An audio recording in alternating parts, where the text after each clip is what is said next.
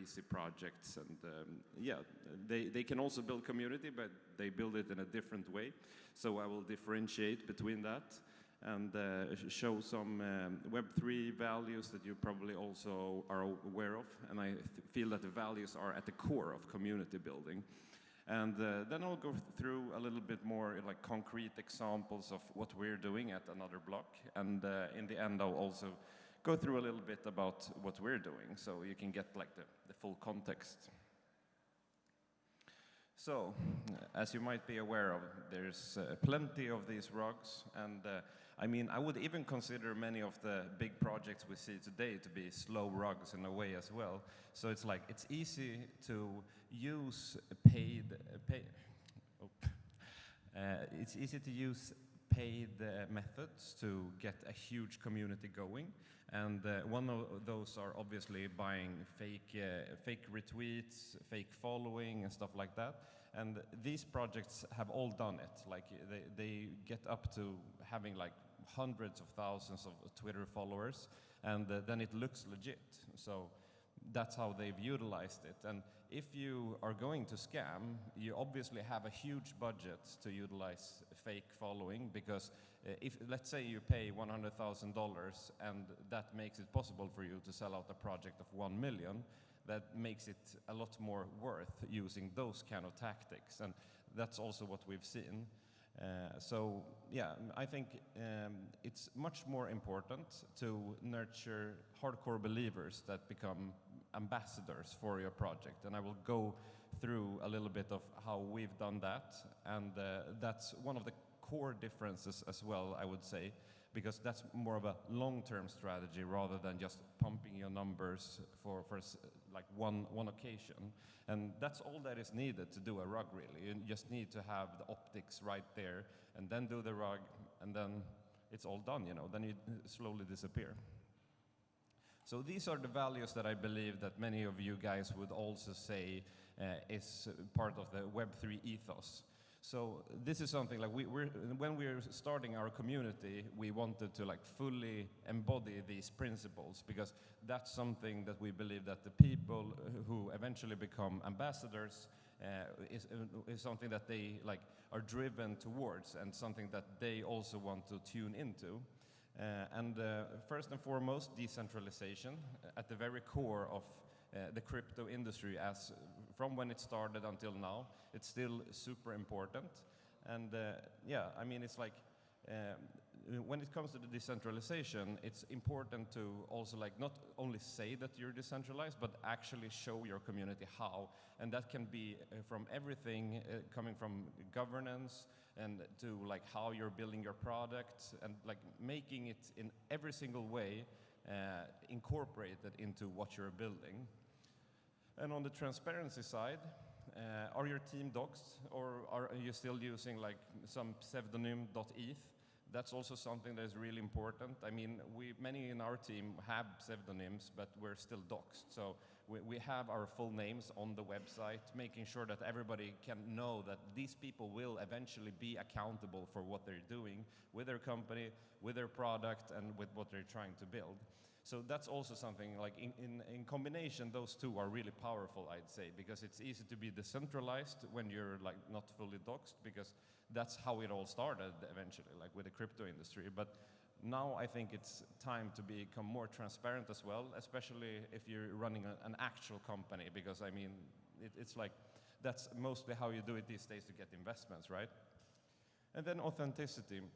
I think that also these three go so well hand in hand. So it's like, when it comes to the authenticity, it's good to be like very personal. It's good to make sure that your community feels that like you're doing this out of passion. This is not like something you're just doing because you want to, you know, you care all about the money and everything. It's much more important to show that you're building this community because you think it's fun. You yourself think it's fun to do the kind of activities that you're doing for the activations. And also, like in my upcoming slides, I'll also go through like engaging the people in the community in what you're actually wanting to achieve with it. So it's like, let them decide what kind of activations and things that you want to do together. So yeah, I call it a community toolbox, and it's just something I spent some time just throwing a few slides together, but it sounded good. And yeah, I stole the design from our pitch deck that brought us $4.4 million. So I mean, they've spent a lot of time on it. So I felt not worth making my own design. I just stole it from our beautiful designers at the company. So some general principles here then. So instead of creating content for your community, create it with your community. And I think that's like a key difference and something that will spark engagement in itself. So it's like, instead of believing that you know all the answers and know what the community wants, make sure to engage them in contests. And like we for example, had like just a design contest when it comes to, we both had meme contests and also contests when it comes to like server emojis. And they got so popular, like they're being used all the time. And then people kind of feel connected to it as well, because they saw the entire process of the contest being brought up, and everybody was like, yeah, let's do it. And a lot of contributions, and some of the contributions we use like in our internal Slack, because we think they're so funny. Like they're a bit ugly but still funny, so it's like it's really nice to like have that kind of true community vibe, and people feel that, and that's also part of authenticity then, obviously. And also diversify your strategy, because I mean, when building community, it also has to do a lot about marketing as well, obviously, because you need to like bring them in from the outside. And what we've seen as a very successful method is to diversify the strategy, not put the eggs all in one basket, as we say in Sweden, and try different methods and different collabs. I'll go into collabs later as well, but that's one of the most successful strategies we've been using as well, because with collabs, you can also tune into another brand and to their following, and that's also something that many people are using, and I can highly recommend it. And then also something I touched on briefly before, finding ambassadors. It's all about that. In the early stage, if you don't want to buy fake following, it's all about finding and nurturing ambassadors for your brand, for what you're building. So that's something, I mean, it's, I would say the first step, I'll go into this later as well, but the first step is to identify like what is your ideal ambassador, and then try to quantify that and find that in different verticals, different social media, and from different channels. So I'll go into that a little bit more later. And also, I mean, it's pretty cliche, but dare to fail. And what I mean by that is to experiment, really. Like, we've come up to many of these insights by experimenting. So it's not like we have all the answers. We've just tried things out, and we see what worked for us. And for some projects, this might be working partly as well. You need to like find your own methods as well. But this is like our story. So. And yeah, and also part of authenticity and also about accountability is to make sure to live up to your promises, because many projects are like, oh, soon, like we will have this soon. So it's like, don't sell anything in that you're trying to build or trying to achieve. Rather sell things in that you already have and like make people engage with that, rather than like saying, oh, in the future we'll have this and that, because people will see that, okay, these aren't delivering on their promises, and that could be devastating for like any floor price or any long-term following as well, I'd say. Yeah, and a little bit more here about organic versus bot following, and there's definitely ways to do it. I mean, I will go through also later when it comes to bot following that there's also like you can aggregate following with paid methods, but without actually buying, you know, botted accounts. So I will show that later as well.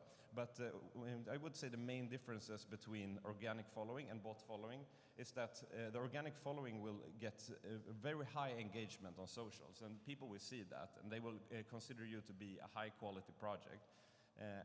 Also, I've misspelled this, but good virality within relevant audiences. And that's all you need, really, because if it can branch out within the relevant audiences, that is so much more powerful than it's just being viral at some point in time to like a too broad audience, because those will not like actually start to follow you.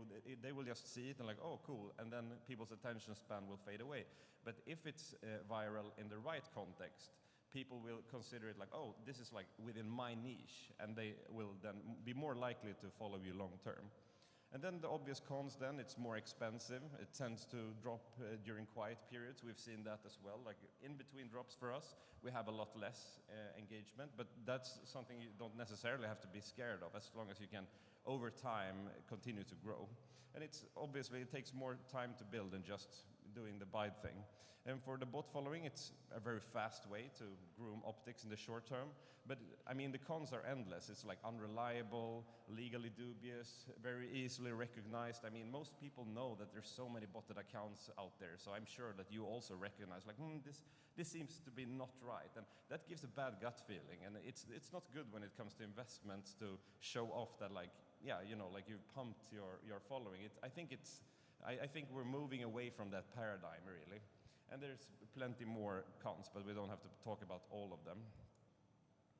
So I would vouch for something which I call then incentivized following. So incentivized following is based then on rewards. So it's like some people would then probably call it like engagement farming, but you don't have to do it that hard. Like it shouldn't be like your only strategy, but you can still utilize it if you do it with a little bit of finesse. So it's most commonly done through allow list raffle collaborations. You probably all see like, to win this, you need to retweet this actual tweet.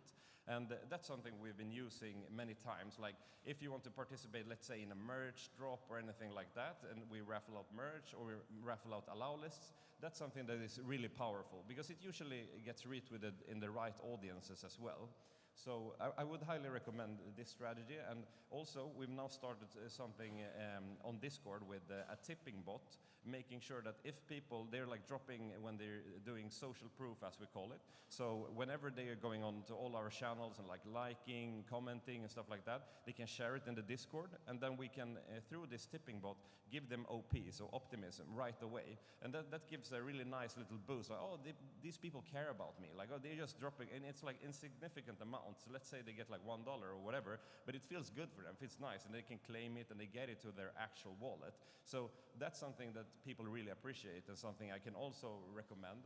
So in addition to having a different kind of raffles, making sure that people can get rewarded, also direct rewards is so much more powerful because it makes you like, you're not only hoping for like a small gift if you win, but you will get something actual, and you feel like this connection as well between the mods and the community. So as long as you like, don't base your entire strategy around these kind of gamified things. Like again, like remember to have also a lot of other organic stuff and making a platform where your community can engage also with each other. So you can also have like, we call our community Blocksters. It's nice to have like a name so they can get familiarized with each other. And we have like Blockster follow Blockster. So it's like, that's also something that is nice. You actually promote people to follow each other as well. And we're also focusing heavily on Lens now. So we have our Lens account, and we also gave away a lot of Lens handles to our community as a gift. And then there's obviously also PO apps and different corresponding Discord roles, but I guess this is old news as well for many of you, because that's what most communities are utilizing. And also, community governance, also something I think is really important, and something I will say, I will present a little bit about what we're doing. And I would say, like, we started out with something called WagMe, and it's a project we had where we're raffling out other NFT projects. So it's like we're buying up their NFTs based on what our community wants. So there's different projects being viral or trending at the moment, and many in our community then had said like, okay, let's. It would be nice to like tune into their community and to establish a good relationship with other communities. It's also nice to like buy their actual NFT. And we also have a treasury where you can see like historically which NFTs you've been tuning into.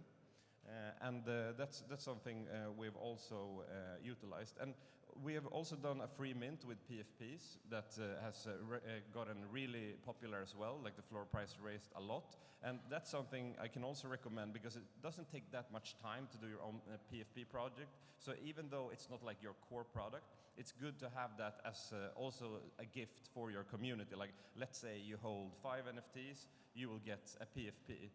That's how we made it, and I mean, it was a free mint, and now the floor price is like, I think, 0.2 or 0.3 ETH or something, which is kind of nice. And yeah, it's also something just fun happening in the community. But I would say one of our most powerful sections that we've done is that we realized that we would want to be a DAO, but we're still a company, and that's something that can be hard at times to like do at the same time simultaneously. So we figured, why not take the best parts of having a DAO, like a decentralized autonomous organization, and have it as a section, like a forums section on our Discord, when people can actually come with ideas and let them decide on all the things that is easy and not business critical. So let's say for our upcoming drop, we made a poll and just asked like, okay, so do you want the NFTs to be at this value and the collection to be at this size or this size? And then we like made them choose, so like the cost per NFT, because some people are sensitive towards that, and now gas has also been an issue. So we're like, okay, what's the ideal amount? And then we can be a bit flexible, like, okay, let's say instead of doing 300 NFTs at $170, we'll do 400 NFTs at $140, if that's what they want. And then they feel involved. It also creates this like a feeling of actual engagement, that where you can be part of the decision process, and that creates a sense of ownership as well. So not only are they NFT holders, they're also actually deciding on what we'll do. And you can gatekeep this to people who are holding NFTs, or you can, as we've done it, made it visible to everyone in the community, but only the people who holds the NFTs can participate. That way you'll also have like a small window where people can see, oh, so all the people having the NFTs, they get to decide. I want to do that as well. So it's also promoting people from buying from secondary. And then collaborations, obviously, super important. And there are many collaboration opportunities. What we're currently looking to see is to have brand collabs. And so if any of you guys want to be collaborating with another block, feel free to touch base later. And we'll be doing many AMA collabs moving up to our next drop, which will be MIMS, This Is Why I'm Hot. So we're a music NFT project. I'll talk a little bit more about that later. The most common collaborations within the Web3 space is obviously allowless raffles. So it's like, yeah, you know, we pat their back, they pat ours, and it's like we raffle out, mostly we raffle out to their community. We haven't done that many raffles in our own, because we just asked our holders, like, do you want to get allowless spots from other projects? And now, during the bear market, most things feel like shit, to be honest. It's like, you know, people are struggling. So it's like, it's hard. That's something everybody should be careful about as well. Like, if you're raffling out spots to your own community, always think that, like, if this project rocks, if this is a shit project, you've been like facilitating it towards your own community. So like, be careful with that. But a good way to do it is just ask, like, would you want to have a allowless spot? Like, we could do it for you if you want, but like, we can't really say this is good or not.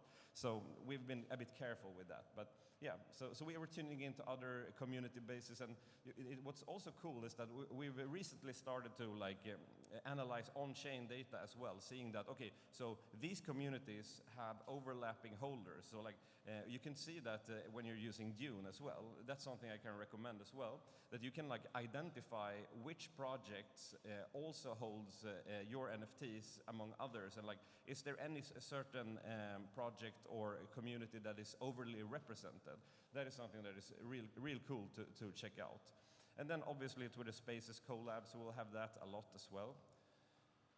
And then on the innovation side, you can, I mean, here's like, this is just something that we're doing. On the innovation side, I think innovation is super important, and also something to show that, yeah, something to show that you're also thinking about the longevity of the project. So it shouldn't be overly promising, but for our example, it's like, we're having this soulbound token, making it possible to, like, when you're holding the NFTs, you get the soulbound reward. So that's how we're trying to innovate. And then we will have this utility store where you can spend it, so that people collecting the ABT token will be able to convert it into actual real items. So that's something we've done on the innovation side, and something I can really recommend, like, thinking of this kind of, like, how will the community evolve over time? This is part of that strategy for us. And yeah, this is just a slide about our company, and like, I'm running out of time, but we're introducing music rights to the open market. So what Another Block is doing is that we're making it possible to invest in world-renowned songs. So when you're buying one of our NFTs, it's connected to the streaming royalties of that song. So you both collect then like a monetary value that will be paid out biannually, and the ABT token that I mentioned before. And it's on the Ethereum blockchain. You're receiving the rewards on Optimism. And yeah, it gives you access to music ownership, and we believe that music rights are heavily undervalued. So it's like we want everybody to be able to invest in music, and that's part of our concept. And yeah, then you also get the community, and we're building out our Discoveries platform as well, making it possible to also invest in up-and-coming artists. And yeah, that's pretty much it. And that's our cute little team. And yeah. Thanks for that. Thanks for having me.